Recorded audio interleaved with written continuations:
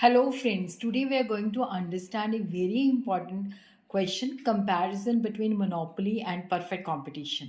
अगर आपको मेरा ये एफर्ट सही लगता है तो इस वीडियो को लाइक कीजिए, शेयर कीजिए तथा मेरे चैनल शशि अग्रवाल को सब्सक्राइब कीजिए।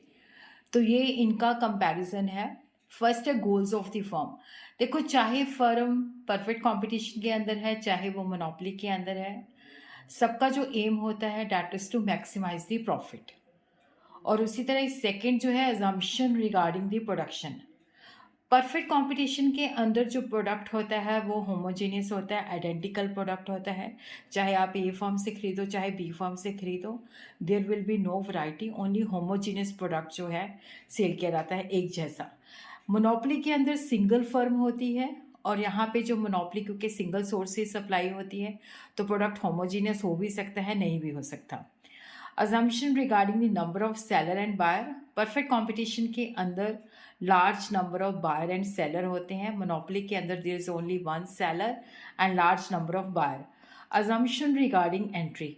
परफेक्ट कंपटीशन के अंदर कोई भी फर्म आसानी के साथ एंटर कर सकती है, कोई भी फर्म आसानी के साथ छोड़ के जा सकती है, लेकिन मोनोपोली के अंदर सिंगल फर्म होती है तो न्यू फर्म की एंट्री के ऊपर काफ़ी सारी रिस्ट्रिक्शंस होती हैं।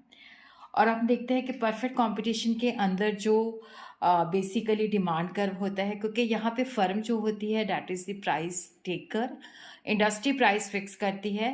तो यहाँ पे जो फर्म का डिमांड कर्व होता है A R which is equal to M R which is parallel to X axis, इस पर जितना चाहे वो सेल कर सकती है।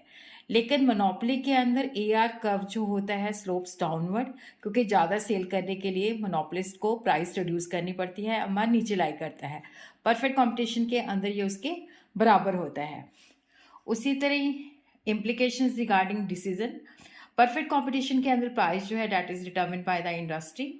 फर्म जो है प्राइस टेकर होती है, वो डिसाइड करते हैं कि उसने कितने चीज़ें उस गिवन प्राइस पे सेल करनी है। मोनोपोली के अंदर या तो मोनोपोलिस्ट जो है प्राइस डिटर्मिन करता है या क्वांटम ऑफ आउटपुट, एक चीज़ डिटर्मिन करता है दूसरी चीज़ अपने आप ऑटोमेटिकली डिटर्मिन हो जाती है। और इसी तरह कंपैरिजन रिगार्डिंग प्राइस, तो जो मोनोपोली होती है वहाँ पे प्राइस जो है हम देख रहे हैं ये प्राइस ज़्यादा है, और परफेक्ट कंपटीशन के अंदर प्राइस जो इंडस्ट्री फिक्स करती है वो इतनी है। उसी तरह जो परफेक्ट कंपटीशन है उसका आउटपुट ज़्यादा होता है लॉन्ग रन के अंदर, मोनोपोली के अंदर वो कम होता है। लॉन्ग रन के अंदर जो उसकी कंडीशन होती है इक्विलिब्रियम की, परफेक्ट कंपटीशन के अंदर M C is equal to M R which is equal to A R A C. उसी तरह ही सप्लाई की जो कंडीशन है परफेक्ट कंपटीशन के अंदर, सप्लाई कर्व जो है उसको हम मतलब पता कर सकते हैं क्योंकि वहाँ पे प्राइस डिस्क्रिमिनेशन नहीं होता। Short run marginal cost curve above average variable cost जो होता है शॉर्ट रन में सप्लाई कर्व होता है। लॉन्ग रन में marginal cost curve above average cost supply curve होता है। मोनोपोली के अंदर सप्लाई कर्व हम डिटर्मिन नहीं कर सकते क्योंकि जो मोनोपोलिस्ट होता है that sell different quantities at a given price और given output at different prices. और मोनोपोली के अंदर प्राइस डिस्क्रिमिनेशन होती है, कीमत पर विभेद होता है। उसी तरह शॉर्ट रन के अंदर दोनों सिचुएशन के अंदर चाहे वो मोनोपोली है या परफेक्ट कंपटीशन है, सुपर नॉर्मल प्रॉफिट हो सकता है, नॉर्मल प्रॉफिट हो सकता है, मिनिमम लॉसेस हो सकते हैं। लॉन्ग रन के अंदर परफेक्ट कंपटीशन के अंदर नॉर्मल प्रॉफिट होता है, मोनोपोली के अंदर सुपर नॉर्मल प्रॉफिट होता है।